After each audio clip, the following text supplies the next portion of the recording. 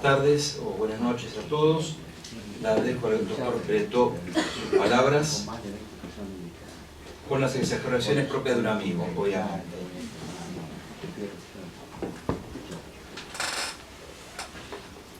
Yo voy a excusarme de entrada de tener que terminar este ciclo. Yo sinceramente no creo que sea la persona más indicada para hacerlo, esto sin falsa modestia. Pero terminar después de las palabras del maestro Verstraete, sinceramente ya me pone más incómodo todavía. Y le voy a tomar la palabra. Esto está fuera de los papeles. Usted habló de los textos del ciclo pascual basados en el Evangelio de San Juan, en el sermón de despedida de Cristo. Y usted razonó como un bizantino, porque lo que usted enunció al hablar de ese señorío del Padre es lo que se llama la monarquía del Padre en Bizancio, tal cual fue expuesta por San Basilio Magno y por San Gregorio el Teólogo en Nacianceno. La monarquía del Padre, que es la fuente de unidad de la Trinidad. Y da para pensar mucho, pulcrum perum bonum. Es un tema que, sinceramente, como siempre usted deja semillas, me voy a poner a pensar mucho eso en el contexto del pensamiento bizantino. Así que le agradezco muchísimo. No, gracias, Padre. Y de hecho, bueno, esto no es una improvisación absoluta, porque el autor que voy a presentar es un pensador de fuente bizantina. Albert Frank Dicken, una odisea espiritual. Es un gusto para mí presentar a este autor, seguramente desconocido para la mayor parte de ustedes, por el simple hecho de ser totalmente desconocido para la inteligencia católica contemporánea. Y el propósito de esta conferencia, por mi parte, es permitir entender simultáneamente la grandeza de Frank Dicken y los motivos de su desconocimiento. ¿Por qué no se lo ha conocido y no se lo conoce? Creo que la conferencia tendría que ser suficientemente explícita al respecto. Pero si quieren algo muy sintético que voy a retomar después, porque es un animal salvaje. Dicken es un animal salvaje imposible de meter en una jaula. Se resiste con todas sus fuerzas. Y ya van a ver por qué. Dos partes desiguales tiene la exposición. La primera dedicada a la ajetreada vida de nuestro autor, poniendo especial énfasis en el complejo desarrollo de su pensamiento, a la manera de un itinerarium mentis in Deum. Esa es la idea de la primera parte. En la segunda, vamos a exponer algunos aspectos particulares de su cosmovisión, haciendo referencia a sus obras publicadas, enfatizando las dos o tres más importantes a mi juicio. Bueno, vida de Albert Frank Dicken. Un poquito de fuentes, no hay demasiado escrito sobre Dicken, pero tenemos en esta área informática dos apoyos importantísimos. Uno es un sitio de internet dedicado a Frank Dicken, que se llama Sombreval. La primera vez con B larga, la segunda con B corta. www.sombreval.com. El autor es un francés, el señor Mulot, que ha dedicado su vida a la obra de Dicken. Incluso está en este momento en Bélgica buscando inéditos y manuscritos de Dicken que han quedado, que está publicando en su sitio. El otro sitio, ya muy mencionado hoy en estas jornadas, es Et voilà, de Jack Tollers, mi gran amigo Jack Tollers, que trae varias traducciones al castellano de Frank Dicken. Aclaro que las citas que voy a hacer son todas traducciones mías, porque obviamente el autor escribe en francés.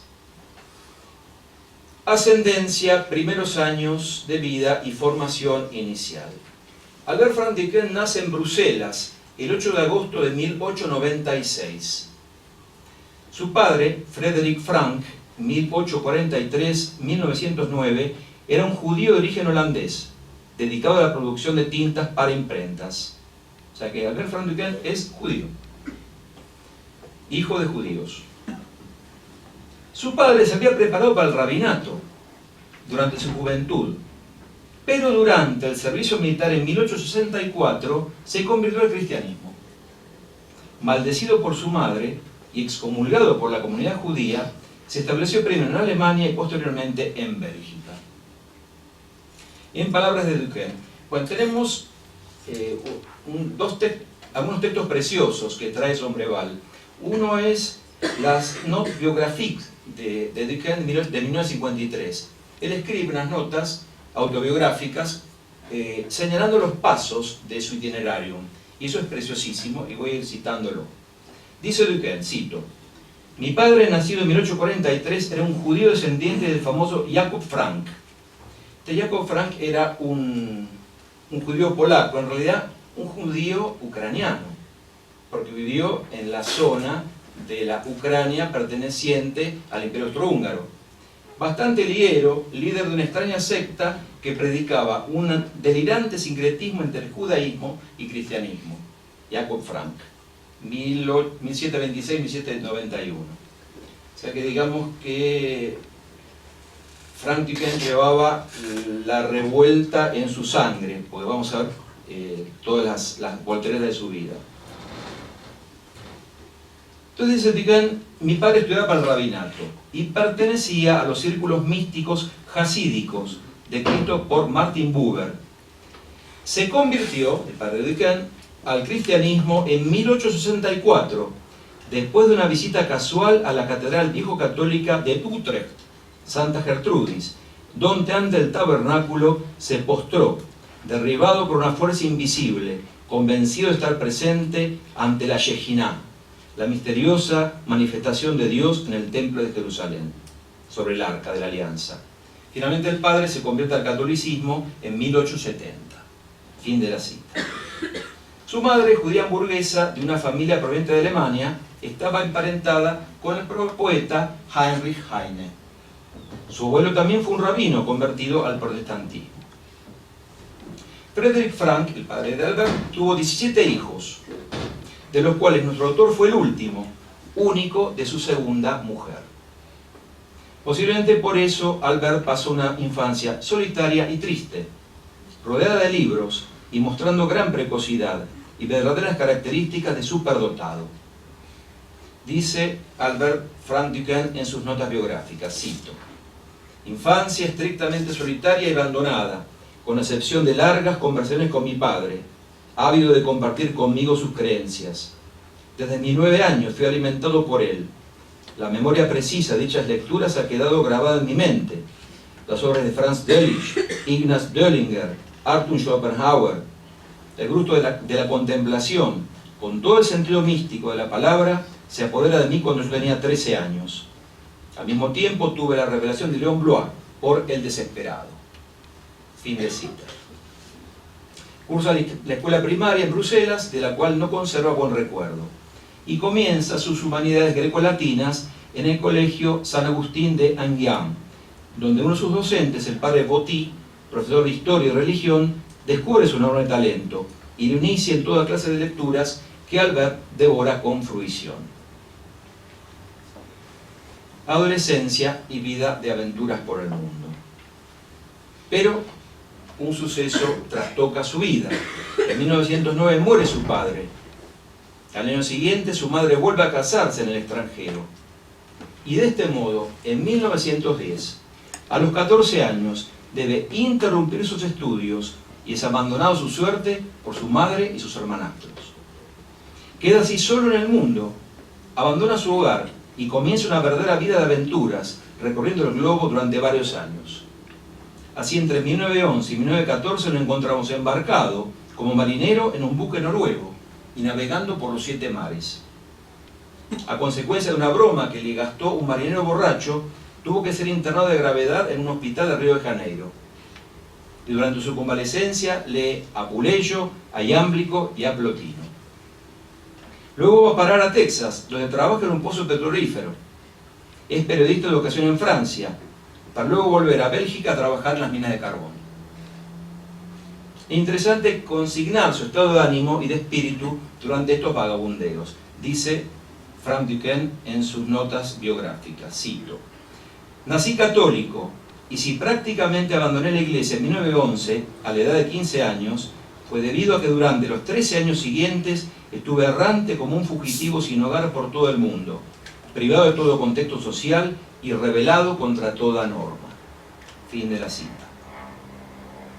Al estallar la Gran Guerra, se ofrece como voluntario en el ejército belga. Es herido y es enviado a Inglaterra, donde perfecciona su conocimiento de la lengua inglesa. Luego del armisticio en 1919 es desmovilizado y recala en París, donde su pobreza crónica lo reduce a la condición de mendigo, viviendo bajo los puentes, alimentándose en los albergues populares, refugiándose en los hospitales durante la noche, cuando no en la cárcel.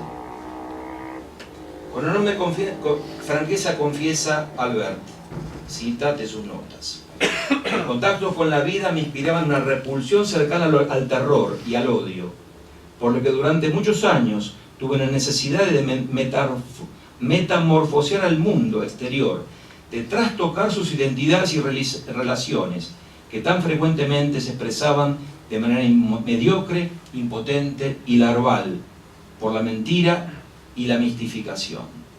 Fin de la cita. Primeras búsquedas espirituales. Endurecido de este modo hasta llegar al punto del odio de sí del mundo, no debe extrañar que sus búsquedas espirituales, no ininterrumpidas a pesar de las calamidades materiales, lo hayan conducido hacia las doctrinas hinduistas del Vedanta, que postulan la irrealidad del mundo, Maya, y asimismo toda clase de doctrinas esotéricas, mágicas y filosóficas. A pesar de todo ello, Frank confiesa años más tarde que, cito: nunca dejé de saber que el Padre me salvaría del abismo, de esperar con una imperturbable confianza en su bondad, en su incomprensible ternura, de la cual no dudé ni una vez. Fin de la cita. Finalmente, su penetración intelectual lo lleva a percibir con toda claridad que esas doctrinas escamotean el hecho central de la redención. Su espíritu, que no conoce reposo, lo lleva a sumergirse en la Sagrada Escritura y en la lectura de los padres de la Iglesia, que le dan el gusto del contacto con el Dios viviente. De este modo, durante 4 meses consecutivos, lee febrilmente las 2 patrologías de Vigne, 220 tomos en octava mayor, la latina, 180, la griega. Y llega a la convicción de que la Iglesia ha renegado de sus orígenes al apartarse del espíritu de los padres y de su espiritualidad pura. Este es el momento indicado para citar en extenso el testimonio de las notas biográficas acerca de sus etapas espirituales. Dice Frank Duquesne, cito: mi odisea espiritual comporta 5 fases. Cabe hacer un comentario. El primer título de esta conferencia era Albert Frank Duquesne, un aventurero del espíritu. Pero resulta que es el nombre del primer escrito sobre Duquesne. Entonces dije, no voy a poner el mismo nombre. Entonces, ¿qué pongo? Odisea. Bueno, Duquesne habla de su odisea espiritual. Estamos siempre, no puedo salir de ese círculo. Y de hecho, es un aventurero y es la odisea. Cita: mi odisea espiritual comporta 5 fases. Primero, el periodo ocultista y teosófico, durante el cual el aspecto místico, o más bien pseudo-místico, de las Weltanschauungen esotéricas me atrae más que su aspecto práctico y mágico. 2. La búsqueda de los primeros principios me lleva a una posición más metafísica y hago mi síntesis en el contexto del pensamiento del Vedanta. 3. Sin embargo, estando mi piedad personal profundamente marcada por la fe siempre viva en Cristo y la Trinidad, me encamino, casi a pisar de mí mismo, a una nueva síntesis, aquella de la tradición iniciática y del cristianismo. Dicho de otro modo, llego a la gnosis, no al gnosticismo pagano, bajo un barniz cristiano, sino la gran gnosis alejandrina, Clemente, Orígenes, Cinesio. O como aclara nuestro autor en otro lugar, sigue la cita: no ese cambalache de mitología fumosa y baja magia, esa decocción de misterios asiáticos, paganismo puro recubierto con un barniz de cristianismo, que los apóstoles y padres combatieron con horror, el gnosticismo bajo cualquier forma, sino la gnosis alejandrina, que recibió de Filón la influencia bíblica y se expandió a partir del siglo II con Panteno y Amoniosacas, Hieroteo, Clemente Alejandrino, Orígenes, culminando en el siglo IV con Cinesio, obispo de Ptolemaida en el Alto Egipto, autor de himnos admirables a la gloria de la divina Sofía. Fin de la cita. Volviendo a los hechos de su vida, entre 1923 y 1929 su existencia comienza a encaminarse más favorablemente. Se establece definitivamente en Bruselas, trabajando alternativamente como profesor de lenguas, como periodista y como publicista. De a poco se va creando un círculo de amigos y un marco social en el que desenvolverse, elementos indispensables para una vida verdaderamente humana.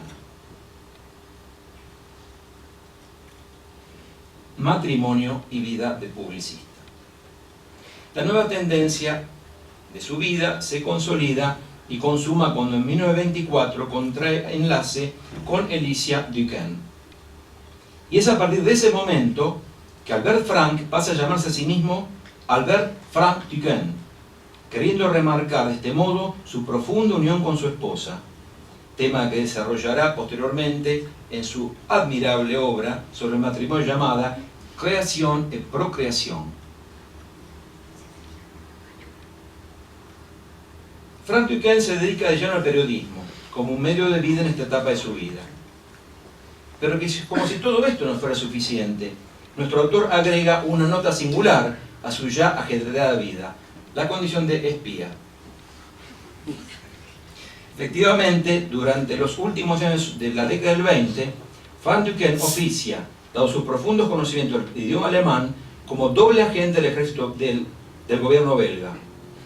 Haciendo ostentación de germanofilia en artículos periodísticos, es contactado por los servicios secretos alemanes, a los cuales suministra información falsa.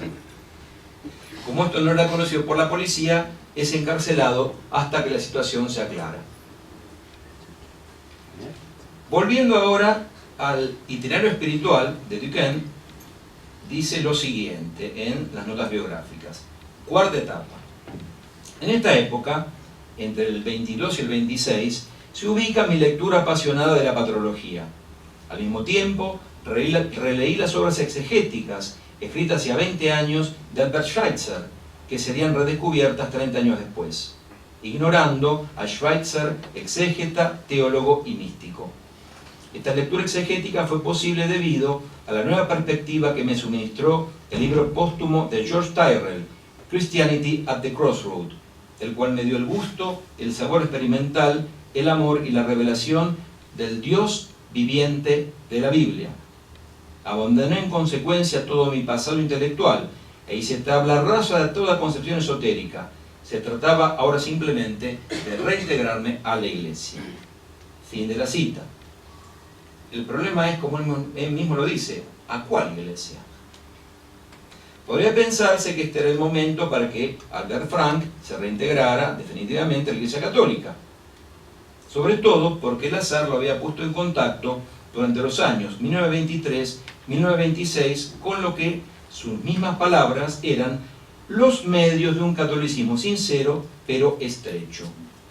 Aquellos de la Revue Apologétique de París, que dirigía por aquel entonces el padre Dumoutet, bajo las órdenes del padre Verdier, que luego sería cardenal arzobispo de París. De este modo, entre 1923 y 1926, funge como único colaborador laico de la Revue Apologétique, la cual le confía, dado su conocimiento de la lengua inglesa, la crónica de la Iglesia anglicana.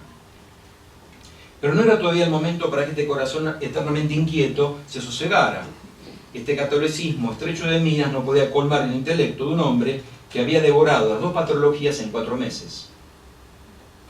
Por lo tanto, en un evidentemente erróneo retroceso lo encontramos en 1929 frecuentando la Sociedad Teosófica. Allí se encuentra con Ernest Nissens, obispo, entre comillas, de la Iglesia Católica Liberal. Según sus propias palabras, pensó de esta manera: recuperar un punto de apoyo en el cristianismo a través de la pertenencia a una iglesia donde sus ideas gnósticas tuviesen juego libre. De este modo, en noviembre de 1930, Nissens lo ordena diácono, pero su pertenencia a esa susodicha iglesia dura poco. El aspecto puramente ocultista y mágico que formaba el núcleo de la misma ya no podía colmar su espíritu, en el cual, como habíamos visto, por influjo de Tyrrell, había renacido el deseo por el Dios viviente de la Biblia. Ingreso en la ortodoxia. En septiembre de 1931 decide abandonar dicha iglesia católica liberal y acercarse por afinidad patrística a la iglesia anglicana. A su vez, el sacerdote anglicano de Bruselas lo pone en contacto con la iglesia viejo-católica. ¿Qué es la iglesia viejo-católica? Una iglesia cismática desprendida de la iglesia católica luego de la definición de la influencia papal en el Concilio Vaticano I en 1870. Es recibido en la iglesia viejo-católica y ordenado sacerdote en 1932, instalado inmediatamente en una parroquia creada para él en Bruselas. Pero su corazón no se detiene allí, sino que empujado por su profundización de la teología bizantina, se acerca a la Iglesia Ortodoxa Rusa en Francia, donde es admitido y reordenado bajo condición en 1937 por Monseñor Alexander Nemolovsky, arzobispo para Bruselas del exarcado ruso del Patriarcado Ecuménico de Constantinopla. Toma el nombre de Padre Juan y regresa a Bruselas, donde se desempeña como sacerdote de dicha iglesia.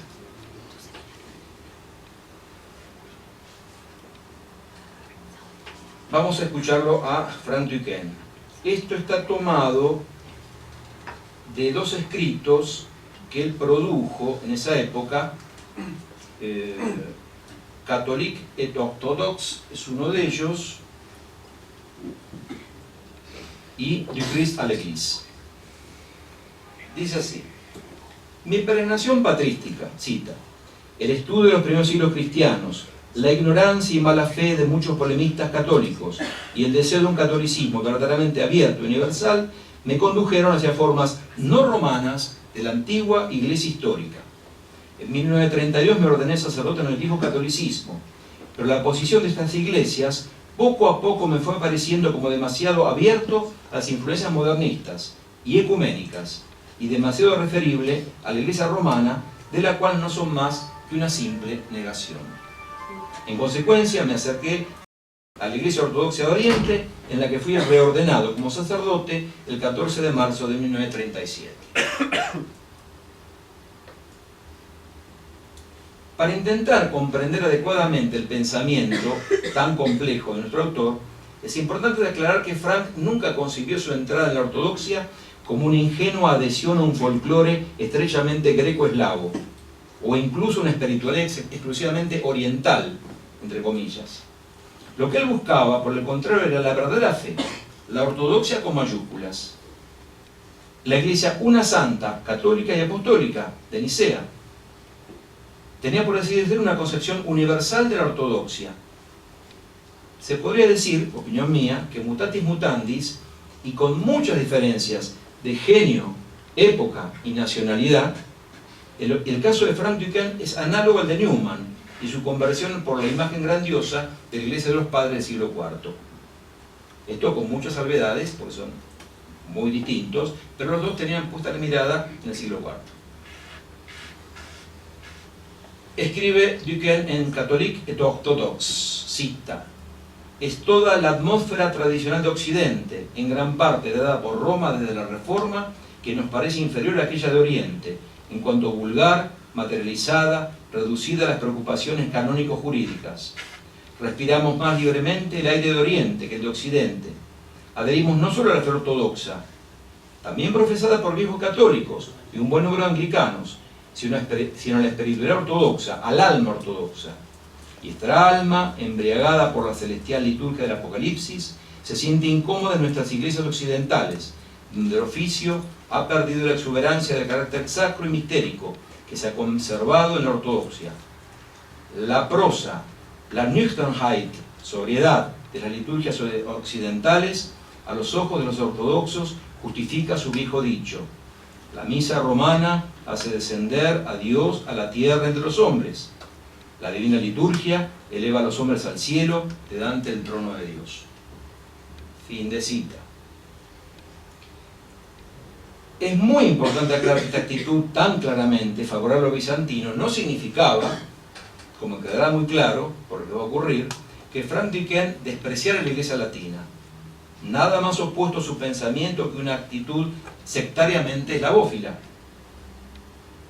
Dice entonces en Catholique et Orthodoxe, cita: demasiados ortodoxos, lamentablemente ignorantes de todo lo que la Iglesia latina ha dado de grande, de fecundo, de santo a la cristiandad, hastían y desalientan a los que, criados en la Iglesia romana y arraigados a la ortodoxia, consideran con una mirada imparcial los beneficios y sombras de ambos lados. Si a la intolerancia y arrogancia de los apologistas romanos, los ortodoxos deben responder por medio de una incomprensión despreciativa de toda la tradición latina, nosotros, ortodoxos belgas, deberíamos preguntarnos si realmente valió la pena cambiar de estrechez y enarbolar otra bandera de la mezquindad. Fin de la cita. Regreso a la Iglesia Católica.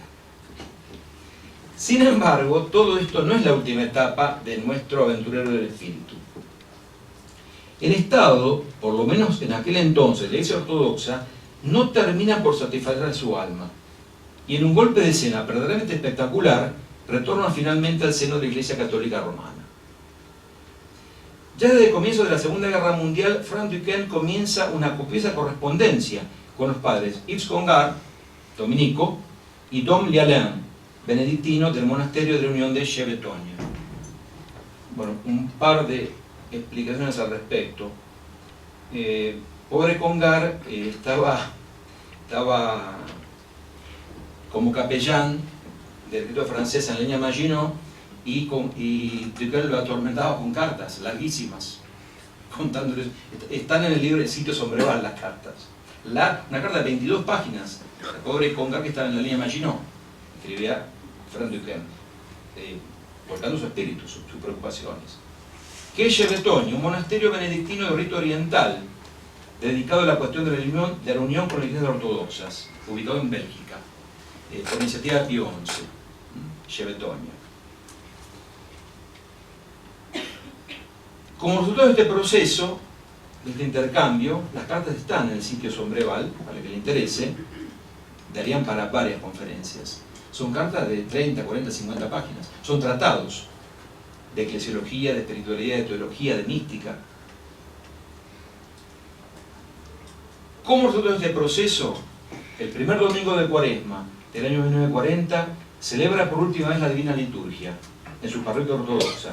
Y el 30 de junio de ese año abjura de esa confesión en presencia del obispo católico de Malinas, Monseñor van Kaubenberg, sin renegar de todo lo positivo que había recibido durante su breve paso por la Iglesia Ortodoxa. Dice Franz Duquesne en Mon Odyssée Spirituelle, cita: no reniego de nada en mi vida en la ortodoxia, no me resigno al vulgar catolicismus, ni me sumo al intelectualismo romano, ni al centralismo del vaticanismo, sin contrapeso desde la interrupción del Concilio Vaticano I, en 1870, el cual no me encanta ni me parece inspirado por espíritu apostólico. Positivamente, mi situación no es nueva en la Iglesia. Ella fue, en el cristianismo antiguo, la de todos los orientales unidos a Roma, en la libertad.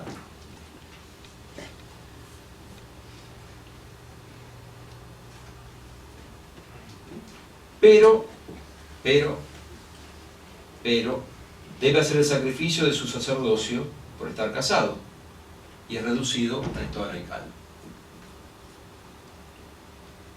¿Qué llevó a nuestro autor a realizar semejante viraje en su ya de por sí ajestrada vida? Vamos a tratar de asomarnos un poco a lo profundo del pensamiento de Duquesne.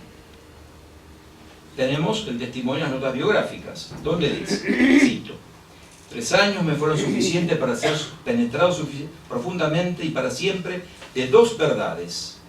En primer lugar, que la ortodoxia aporta a mi alma y a mi inteligencia una teología, una liturgia y una espiritualidad incomparablemente más reconfortantes y más familiares que aquellas del occidente latino. En segundo lugar, que la posesión de estos tesoros únicos en el mundo se ve comprometida por el abandono de la unidad, ordenada por nuestro Señor Jesucristo en Juan 17, como la marca esencial de su iglesia. En 1940 ya no dudé más. Como el joyero de la parábola evangélica, vendí todos mis bienes para adquirir la perla preciosa. Sacrifiqué mi sacerdocio y regresé a Roma, reducido al estado laical. Si el acto esencial del sacerdote es el sacrificio, y si el sacrificador debe ofrecerse a sí mismo con Cristo, como dice San Agustín, mi vida secular desde 1940 hasta mi muerte se me aparece como una misa ininterrumpida en el plano de la voluntad espiritual. Fin de la cita. ¿Qué es lo que ocurrió? Como dije, en Sombreval aparecen las cartas extensas que iban a ser, en la idea de Duquesne, no lo pudo terminar, el esquema para su eclesiología, llamada La Cité sur la Montagne, una teología de la Iglesia. Este tema solo demandaría muchas conferencias, pero sintetizando, podemos decir lo siguiente. Durante su experiencia ortodoxa, Duquesne comprueba que no solo la Iglesia latina se ha apartado del modelo, si se quiere arquetípico de la Iglesia de los Padres, sino que el Oriente también ha quedado seriamente comprometido. Es una idea mía, incluso alimentada por las lecturas de Soloviev, de que la ruptura, el cisma, o como se llame, afectó a ambas iglesias. Perdió Oriente y perdió Occidente. No es decir, se fue Oriente, nosotros estamos bárbaros, no. Ambos quedaron seriamente comprometidos. Idea personal compartida por estos personajes. Digo entonces un análisis notablemente similar al de otro gran converso proveniente de la ortodoxa, Vladimir Soloviev, o Soloviev, como se lo conoce, tal como este lo desarrolla en 2 obras maestras, Rusia y la Iglesia Universal y La Gran Controversia. Bueno, yo aclaro algo, no sé si quedó claro, yo soy de una iglesia bizantina unida a Roma. O sea que lo que dice acá Duquesne yo lo entiendo muy bien. Experiencialmente, subjetivamente, yo entiendo todo lo que le está diciendo acá. Y es más, yo cuando empecé a leer a Duquesne, yo no era sacerdote de la Eparquía Ucrania, no sabía que había sido sacerdote ortodoxo, y yo creo que él me fue impregnando de esencias en este sentido. Y ahora me doy cuenta que influyó mucho en mí, mucho más de lo que yo suponía en ese momento, cuando lo empecé a leer hace 25 años, cuando el doctor Ferro me dio el primer libro, del cual vamos a hablar después.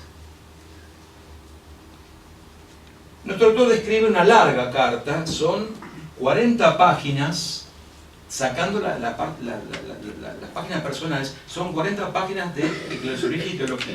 La carta que le manda a Monsignor Alexandre, que lo había ordenado,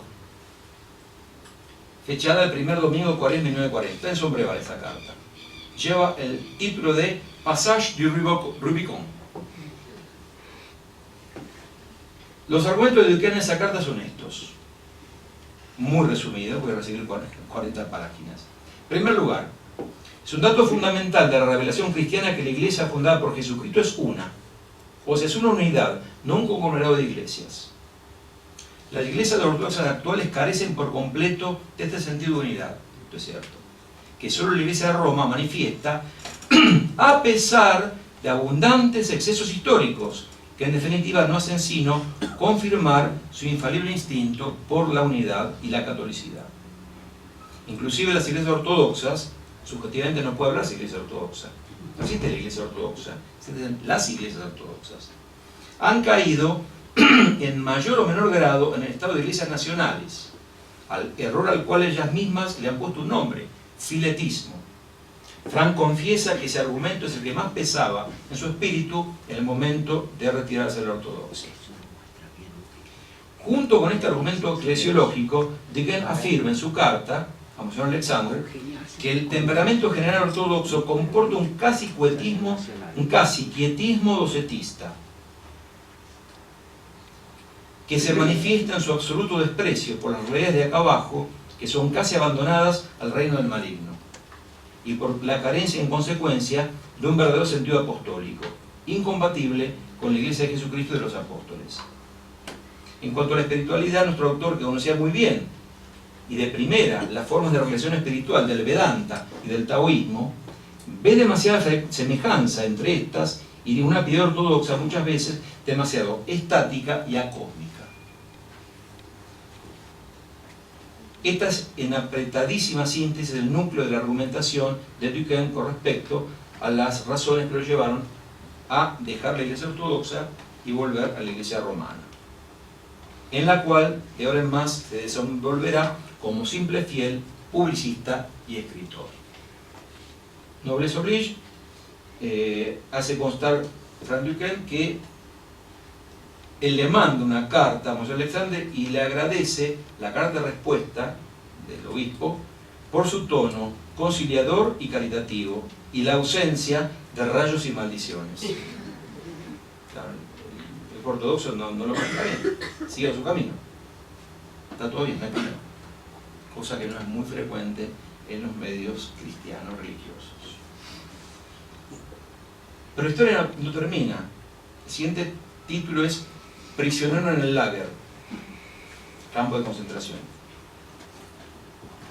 Podríamos pensar que ya con esto la agitada vida de nuestro autor estaría consumada, pero no. La providencia le tenía reservada una prueba especialísima que terminaría de acrisolar esta vida de vagabundaje intelectual y anarquía espiritual, como él mismo decía. Son los años de la Segunda Guerra Mundial, especialmente duros para los Frank Duquesne, quienes carecían de bienes y rentas y llegaron a pasar hambre y frío luego de la ocupación alemana. Pero lo más grave tuvo lugar cuando Albert fue apresado por los alemanes y confinado en el campo de concentración de Brandonk, ubicado entre Bruselas y Amberes, acusado de difamación epistolar del Führer. Ocurrió lo siguiente: la Gestapo descubrió entre las cartas de una dama rusa una de Frank Duquesne de 1937, en la que, refiriéndose a Hitler y Stalin, decía, cita: para mí, cristiano, Hitler y Stalin, Gog y Magog, pueden meterse en el mismo saco, porque ambos son secuaces leales del anticristo. Fin de cita. De ese modo, el 21 de agosto de 1941 se convierte en el preso 538 del campo de reeducación que los ocupantes alemanes se habían establecido en Bélgica. Años más tarde, Albert Frank describía su vida en Brandon con este vómito del infierno como puramente teologal, magnífico retiro y sacramento de la noche mística. Nuestro autor dará cuenta como modelo de esta prisión, vivida como un verdadero purgatorio, en su libro llamado Le Chemin de la Croix, Camino de la Cruz, que se publicará el año de su muerte. Por intervención personal de Monseñor Van Roy, cardenal arzobispo de Malinas, será liberado el día de Todos los Santos, 1 de noviembre de 1941. Sus protecciones eclesiásticas posibilitarán que, a pesar de su condición de judío, pudiese pasar el resto de la guerra con algunos sobresaltos, pero sin correr peligro de vida. Brevemente será detenido de nuevo el 15 de agosto del 42, encarcelado durante algún tiempo en una bodega en la sede de la Gestapo. En el 43 allanaron la casa, se apoderaron de todos sus muebles y de muchos sus papeles. Además, a lo largo de todo este periodo debía reportar todas las semanas a la sede de la Gestapo como sospechoso político. En 1944-45, después de la liberación, dará testimonio en favor de varios presos políticos de derecha, incluyendo su presencia en el juicio de José Strel, ex redactor en jefe de Pays Réel, en palabras del mismo Duquesne, brasillach belga devorado por las bestias, alegando el memorare, al cual le dedicó un libro que lleva como título Solo Dios perdona, y lo dedica a la memoria de José Strel. Últimos años. Luego de su liberación del campo de concentración, Frank Duquesne decide servir a la Iglesia, ofreciéndole sus dones espirituales. Dejándose llevar por la inspiración, multiplica manuscritos en el pequeño apartamento que ocupa con su esposa y donde lleva una vida aislada y pobre. Pero a pesar de sus esfuerzos, las puertas de las editoriales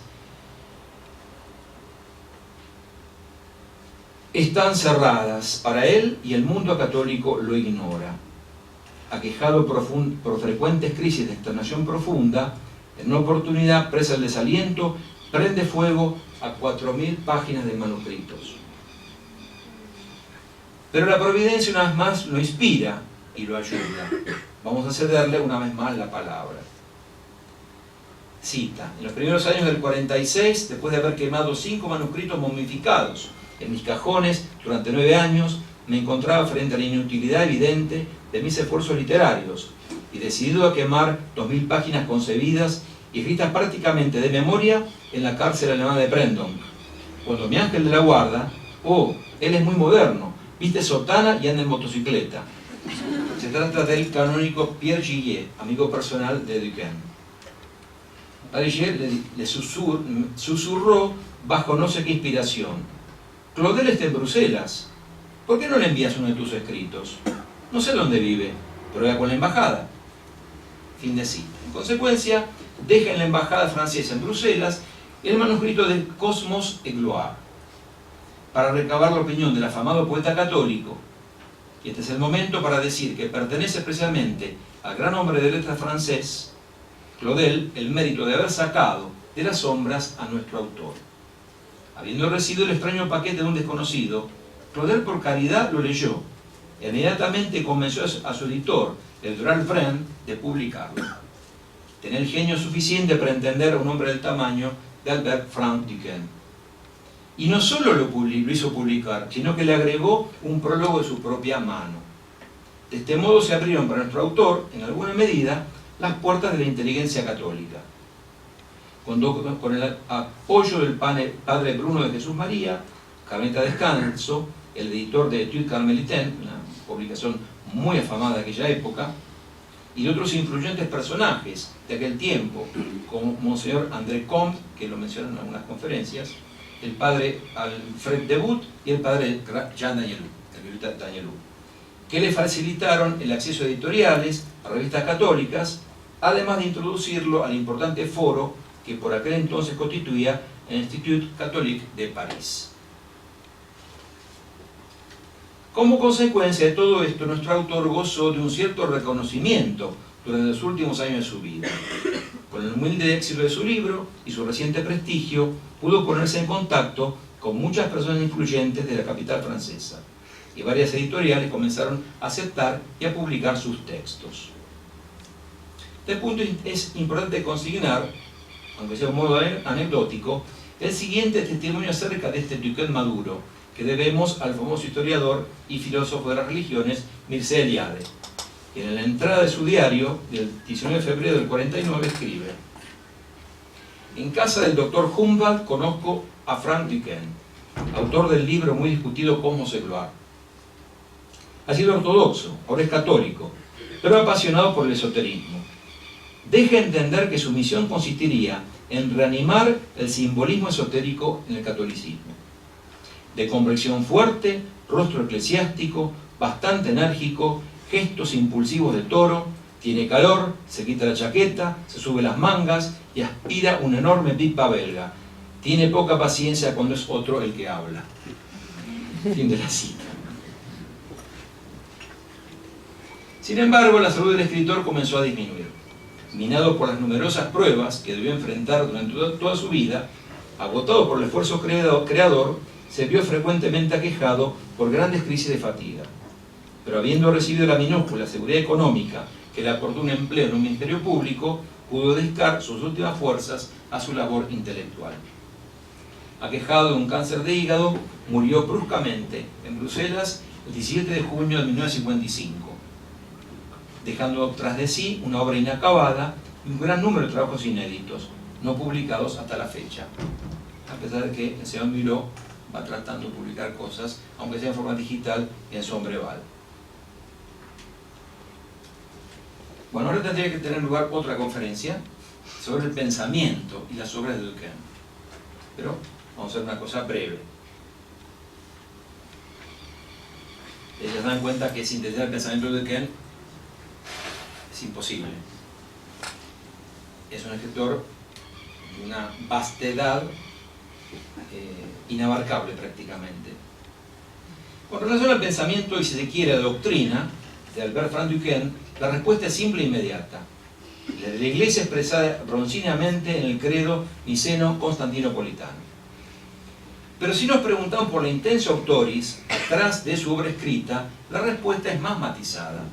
Y afortunadamente tenemos un testimonio directo, la del mismo autor al final de sus notas biográficas que ya he mencionado, donde se define a sí mismo de la siguiente manera, cito: después de un silencio de 7 años y un maravilloso refugio que la providencia me ha reservado en el campo alemán de Prendonk, he publicado varios libros, de los cuales puedo resumir su espíritu del siguiente modo: a la luz de la Escritura Santa, repensar el dogma y la espiritualidad, en católico unido al sede de Pedro, pero en plena fidelidad a la tradición de los padres orientales. Esta es la definición de un trabajo realizado en 1947 por el fallecido Monseñor Bossard, arzobispo coadjutor de París. Mi posición es la de un San Basilio, de un Teodoro de Studium, y en los tiempos modernos de un Sarabiov, de un Cyril Korolevsky, de los monjes de Amé. Amé era el pre-Chevetogne, que después se mudó a Chevetogne, el plan original de Pío XI. Y en general de los ambientes que rodean en Roma al cardenal Tisserand. Fin de la cita. Sobre esta base intentaré a continuación caracterizar de algún modo el pensamiento de Franz Duquesne. En una sola frase: nuestro autor intenta, gracias a sus ingentes conocimientos y experiencias espirituales, recrear de algún modo para el lector cristiano contemporáneo la visión que del cristianismo tenía la antigua gnosis alejandrina, de la cual se confiesa admirador y seguidor, tal como ya arriba citamos, matizada por el pensamiento de los padres griegos posteriores, especialmente los capadocios. Y aquí cabe una aclaración de la mayor importancia, pues la palabra que estamos usando ha sido prácticamente anatematizada en el pensamiento católico moderno.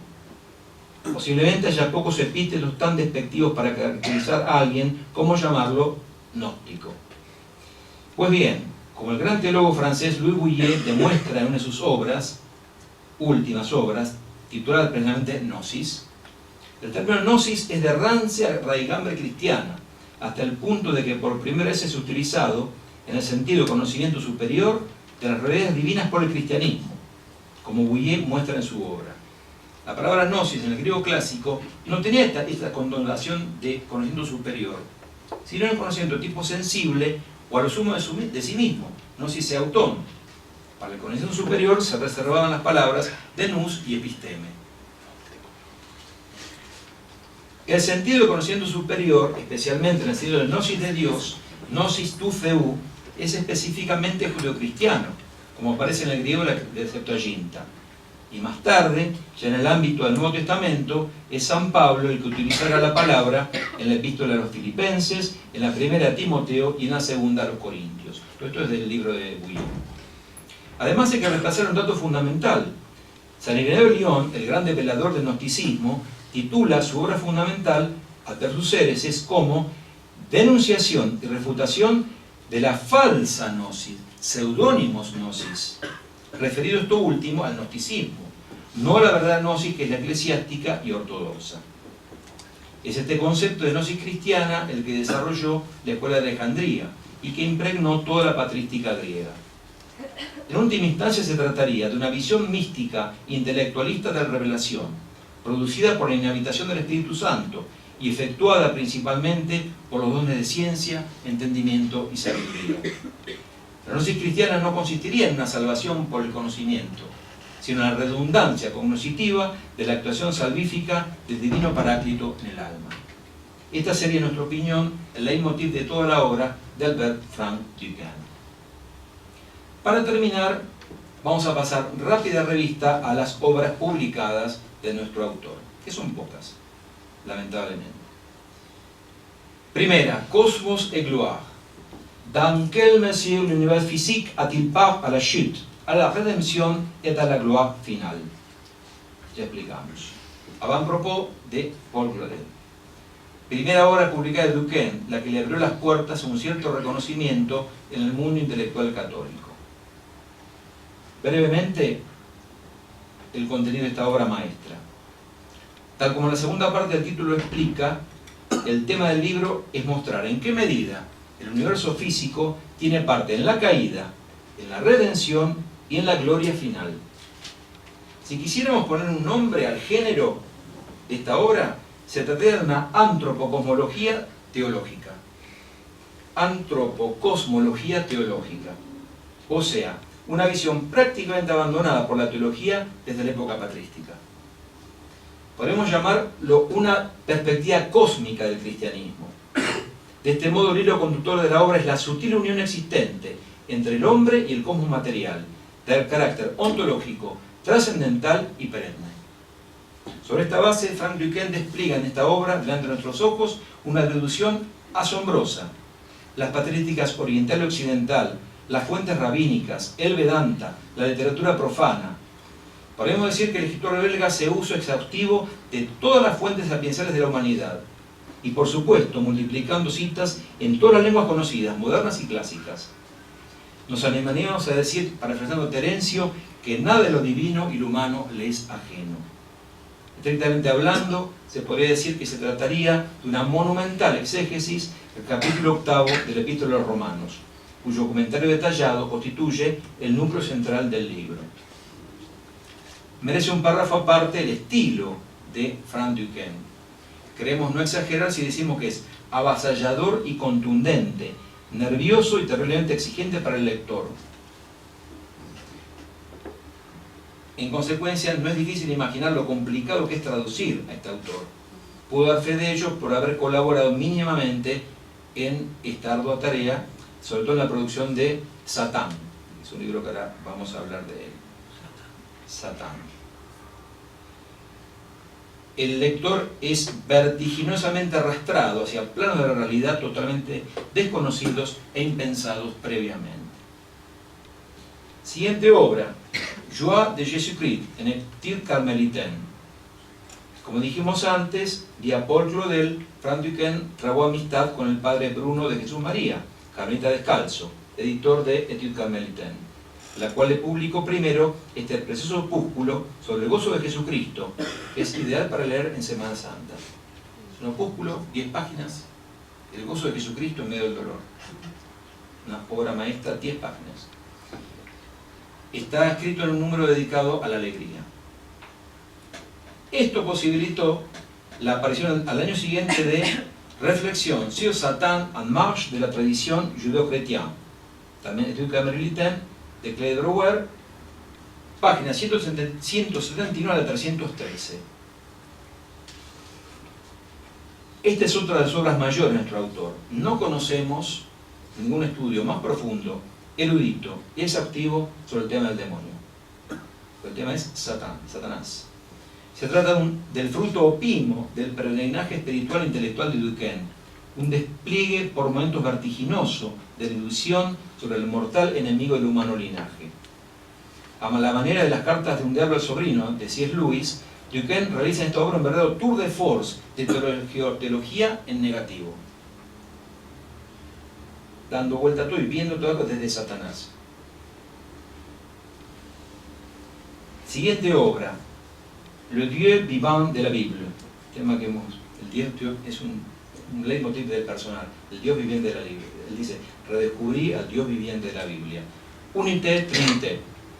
Otra obra fundamental, es la que más quiero yo, bastante poco conocida y citada, en la cual vuelca su excepcional conocimiento de la teología patrística, tanto griega como latina, en este caso dedicada al objeto principal de la teología de nuestras vidas, el Dios viviente, uno y trino. Por dar una muestra mínima de una obra excepcionalmente rica, es especialmente interesante su defensa apologética de la noción de Dios personal contra las lucubraciones orientales del Vedanta y del esoterismo acerca de la impersonalidad del principio supremo. Confesión personal. Para lo que nos hemos nutrido de Guénon, en épocas mozas, esta fue la refutación definitiva a la postura gunoniana, por parte de alguien que fue esoterista y conoce el esoterismo desde dentro. Entonces muestra la superioridad de la concepción de Dios personal por encima del absoluto impersonal del Vedanta. Lo que te espera después de la muerte, la vía del más allá a la luz de la revelación cristiana. Obra referida a los novísimos, de la cual podría hablar el doctor Ferro en algún momento. Una obra excepcional. Todos nos vamos a morir.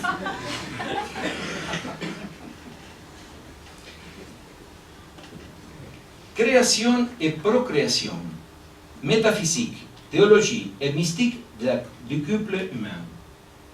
Metafísica, teología y mística de la pareja humana. Otro de las grandes obras de nuestro autor, cuyo título sintetiza nuevamente, admirablemente, el enfoque de la obra. Como anécdota, o tal vez no tanto, pues el hecho sintetiza la incomprensión que rodea la obra de nuestro autor, consideremos que este libro tiene un prólogo indignadísimo de Duquesne, debido a que los escritores católicos de Bélgica habían decretado que el polígrafo belga no era ni escritor ni católico, y por tanto le negaban el imprimatur para el libro. Un prólogo realmente volcánico.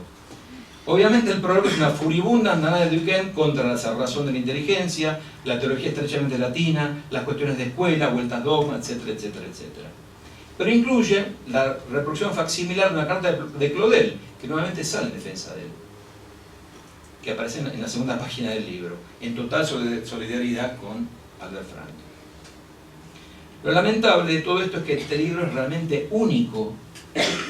Acá sí no hay nada parecido. Es una densa exposición de la perspectiva mística del misterio del matrimonio, desde la creación original, pasando por la caída y la redención.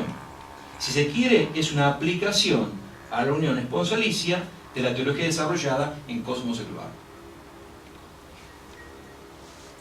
Las dos últimas obras, Seul le chrétien pardon, Jésus-Christ trahi par les siens, un gran libro, ya no va a ser el título. Duquesne muestra que solamente el cristianismo perdona. Ninguna otra religión perdona realmente. Solamente, ¿por qué? Porque Dios nos perdonó. Pues está el perdón personal de Dios hacia nosotros. Y por eso nosotros tenemos que perdonar. Si no, no podemos rezar el Padre Nuestro. Libro excepcional para meditar toda la vida sobre el perdón cristiano. Y el último libro también para la Semana Santa, el Vía Crucis, que tenemos en Voilà, en Sombreval, Camino de la Cruz, con muchas reflexiones personales después de su ajetreada vida. Conclusión. Bueno, creemos que no está de más a pie de página consignar, aunque no sea como comentario anecdótico, cómo fue que conocimos al polígrafo belga. El primer contacto con nuestro autor se produjo hace unos cuantos años, durante nuestra primera lectura del Apocalipsis de San Juan del padre Castellani, obra en la cual Castellani cita 4 veces a Duquesne, llamándolo gran exégeta judeo-cristiano. Y en otra obra, y no pude encontrar la cita, lo llama el mayor exégeta viviente. Castellani a Duquesne. Y si de recepción en Argentina se trata, no puedo dejar de mencionar la publicación, el número 3, del año 55, la revista Diálogo, del padre Julio Membiel, de un artículo de nuestro autor, llamado Rahab la cortesana, ascendiente de Cristo. Una nota necrológica por el reciente fallecimiento de nuestro autor. Y debo al doctor Ferro, mi mentor espiritual, intelectual, el que me haya, sí es cierto, el que me haya facilitado la copia de Cosmos Secular y haberme introducido en la lectura de Duquesne. Siguiendo hacia él. Conclusión. Luego de este vertiginoso itinerario por la vida y la obra del gran escritor belga, creemos haber cumplido, con todas las deficiencias del caso, con el propósito manifestado al comienzo de la exposición. Para decirlo de un modo más sintético posible, si uno tuviese que dar una razón, y nada más que una, para leer a Albert Frank Duquesne, y espero que esto haya quedado claro, es que su lectura abre horizontes, panoramas, perspectivas, nunca antes entrevistas por el lector. Albert Frank Duquesne siempre nos traslada más allá de lo cotidiano y prosaico, lo que implica, como es obvio, que no se trata de un lector fácil, sino terriblemente exigente, que requiere del lector máxima atención y una sintonía espiritual adecuada. Habiendo dicho todo esto, una aclaración de la mayor importancia. Todo esto no significa que uno apruebe todas las lucubraciones de Frank Duquesne. Duquesne es una especie de animal salvaje, que se resiste a ser encerrado en una jaula. Como creo que todos los que me han acompañado se han dado cuenta. Muchas veces se mueve en el límite de la ortodoxia. Parece que va a caer en energía, pero no cae. No cae. Juega ahí sobre el límite, vuelve. Y siempre que él propone algo particularmente risqué, aclara que está hablando ex hipótesis. Por eso nos animamos a decir que la lectura de Albert Frank Duquesne es una verdadera aventura espiritual digna de ser acometida y a la cual a todos invitamos. Muchas gracias.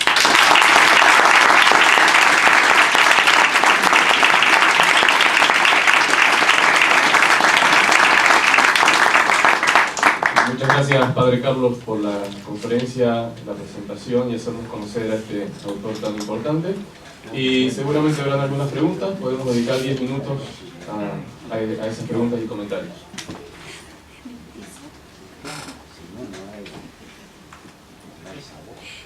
Traducciones de las obras no... Las que ha hecho Jack Tollers en Iguala. Y está por salir, en los próximos meses espero, la versión en papel de Satán. Sí, por ¿La del matrimonio? Vórtice. Y del matrimonio estaba... La que te espera, lo que te espera después de tu muerte es una traducción española de una editorial católica que está en las bibliotecas del año 40, del año, Está. de los 50. Está esa, bueno, ¿cómo circular? Lamentablemente no. ¿Y la del matrimonio? La del matrimonio, tampoco. Yo tengo como una joya un ejemplar firmado por Duquesne, dedicado por Duquesne. En su momento me lo regalaron. Se ve que él había firmado varios, y lo tengo dedicado y firmado por él. Mi ejemplar de creación y procreación. Después de Satán, bueno, que lo tradujo Jack Tollers, está en la página de él y va a salir en formato papel. Y después, bueno, habrá que empezar a... Bueno, el Vía Crucis está, el Juego de Jesucristo está, hizo Jack Tollers, así que algo hay ya para entretener, no sé. Pero habría que traducir cómo de lo que es. Yo tuve a mi cargo la traducción de los textos griegos, de las palabras griegas, expresiones griegas, en Satán. Y fue una labor ímproba. Porque hay que ver en qué sentido quiso usar Duquesne esa palabra. Entonces yo tenía que poner la palabra en griego, transliterada, y una traducción posible. Eso con, no sé, 200 palabras. Tuvo bastante tiempo, pero ya quedó, creo. Así que el libro está como para ser publicado. Yo hago una pregunta, empiezo con una conclusión que yo he sacado, y es que hay que ser muy cautelosos con los belgas. Acá hay dos que yo estoy viendo. No, yo veo un flamenco, no veo belgas, veo un flamenco. No sé si pareciera que son todos. No, la pregunta, lo hablábamos aquí justamente recién con Miguel Las Sotoboche, cuando hablaste de su conversión, primero su conversión a la iglesia ortodoxa y luego su paso de la ortodoxia a la iglesia latina, los dos, independientemente, pensamos, es decir, que él lo hace reconociendo las bondades que tiene la iglesia de Oriente y que el cisma fue una pérdida para las dos iglesias. Y los dos pensamos en la expresión de Juan Pablo II, los dos pulmones de la iglesia, el pulmón oriental y el pulmón occidental. Entonces la pregunta es que, siendo vos mismo miembro de una iglesia oriental, católica pero oriental, y conociendo Ucrania y conociendo el mundo ortodoxo, que es particularmente, digamos, un mundo particular, ¿es posible una unión?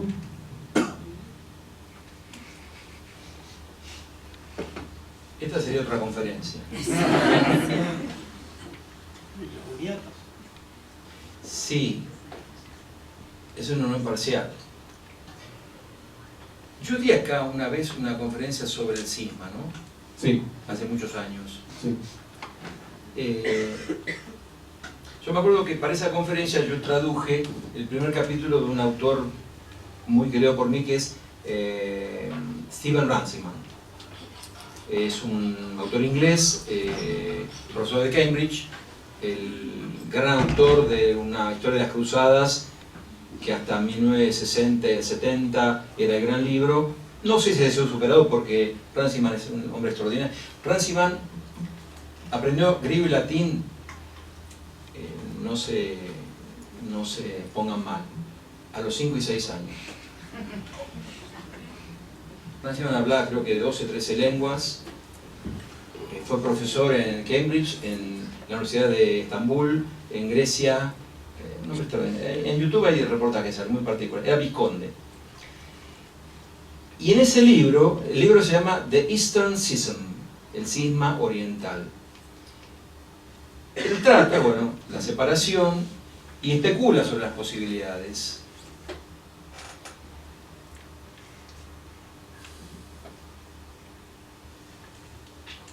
Yo creo que se debería poder. O sea, no es una imposibilidad absoluta, pero son tantas las diferencias que hay actualmente que han quedado como consolidadas, que requeriría realmente un acto de generosidad inspirado por el Espíritu Santo, una acción sobrenatural de Dios, para lograr que ambas partes se serenacen. Y como individuos particulares ha ocurrido eso, y ocurre. Y eso lo dice Runciman. Personas individuales pueden llegar a sintetizar en sí mismos. Es lo que yo muy obviamente trato de hacer en mí mismo, tener lo oriental y lo occidental, la riqueza de la iglesia una, completa. La iglesia de Nicea y Constantinopla.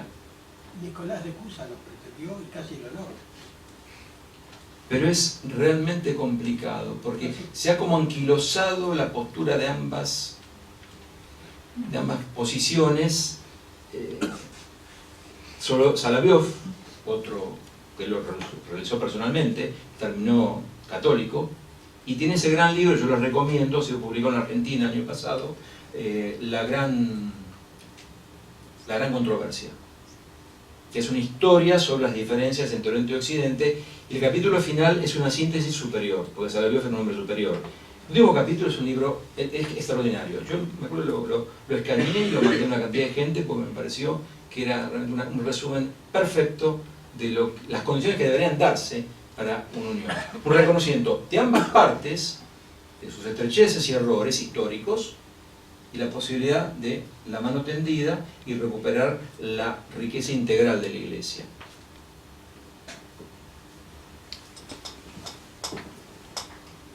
Yo diría sí.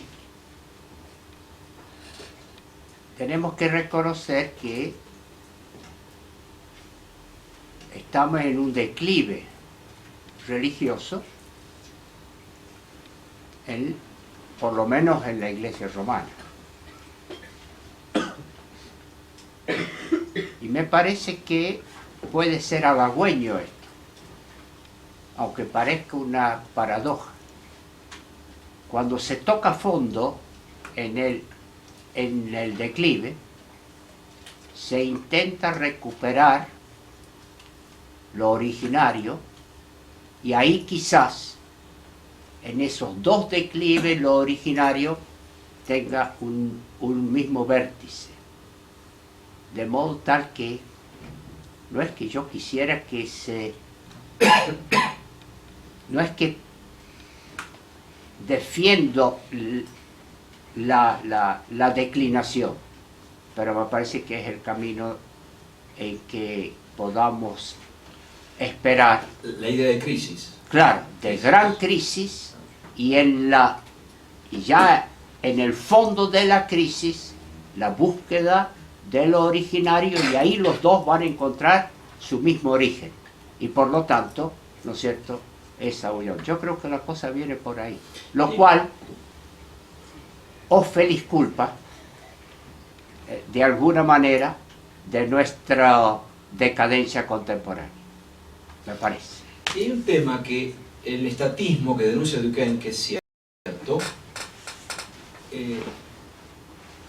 en definitiva, ha producido que el Oriente sea como un reservorio de una cantidad de cosas que la Iglesia Latina ha perdido. Sí, sí. Por ejemplo, la proliferación actual de los iconos en la Iglesia Latina. Eso era impensable hace 70, 80 años. De repente, frente a la decadencia del arte sacro en Occidente, se echó mano del icono. Bueno, eso es muy bueno. Y estaba guardado en la Iglesia Oriente. Y, digamos, ahora la Iglesia Occidental participa. Ni hablar del tema de la Divina Liturgia, ¿no? De la cual yo tengo experiencia personal, lo que significa... Esto también no lo voy a decir yo, pero lo han dicho grandes liturgistas. La separación significó para la liturgia occidental un desmedro. Claro. Tradicionalmente.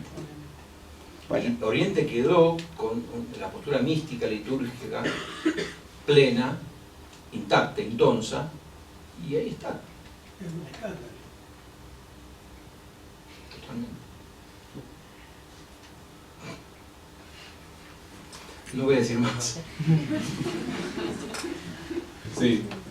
Una pregunta que no tiene que ver con las iglesias ortodoxas ni nada por el estilo, pero mientras estaba hablando sobre el tema del esoterismo, sobre el tema de las Vedas, me acordé de otra judía del siglo XX que anduvo por esos caminos, en la cual Castellani dice que es un diamante en bruto.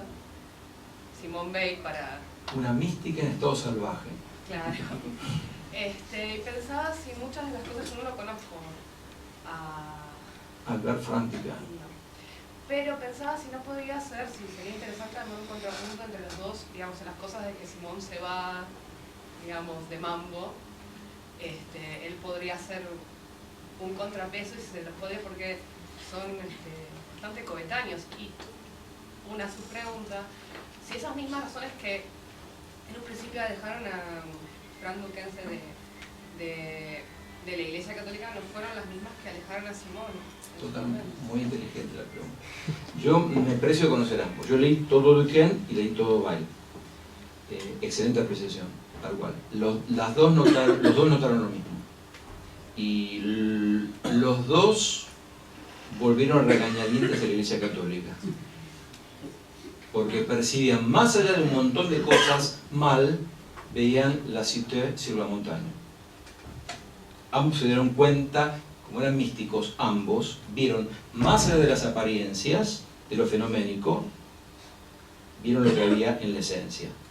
Entonces, muchas veces con repugnancia de ambos, porque cuando hablé de Simón Weil acá, a ver, esto es un testimonio de una persona, la persona que supuestamente bautizó a Simón Weil en el hospital. Pues Simón Weil, según este testimonio de una amiga personal, que incluso tuvo prohibido decirlo durante muchos años, hasta que murieran los padres, bautizó a Simón Weil en el hospital. ¿Sí? Yo creo que Simón Weil murió cristiano. De hecho, ya su alma era cristiana, yo no tengo dudas. A regañadientes. Y otro tanto con Duquesne, otro personaje. Y después las contradicciones mutuas. Sería una tarea interesante equilibrar las dos contradicciones, ¿no? Es una muy buena idea, pero yo me he nutrido de ambos en los últimos 20 años. Sí, a mí, con respecto a Simón y la Iglesia, volviendo al tema de la liturgia, siempre me parecía que a ella se le aplicaba la parte de la liturgia armenia cuando dicen, y los que están a las puertas todavía escuchando, estén, digamos, esa parte que no se reza nunca más en Occidente, pero que es muy interesante, la actitud de estar a la puerta esperando y escuchando el misterio. Se refiere a la parte de los catecúmenos, porque los libros orientales tienen bien clara la definición entre la liturgia de los catecúmenos y la liturgia de los fieles. Y cuando comienza la parte sacrificial, mistérica, de la liturgia, los catecúmenos son expulsados. Y las liturgias se conservan. En el escrito ucraniano se dice, las puertas.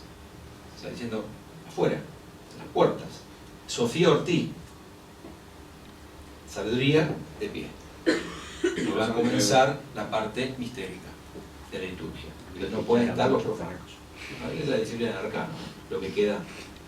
Después se hace referencia en algunos momentos de la parte, digamos, de los iniciados, para volver al tema de la gnosis, se hace referencia a los que están escuchando a las puertas, en una parte de la liturgia armenia, y los que están escuchando a las puertas continúen rezando para, como que siempre hay un diálogo entre la actitud de espera, bueno, que es como ya la pone. Muy Interesante. bien. Muchas gracias de nuevo, Padre Carlos. Muchas gracias.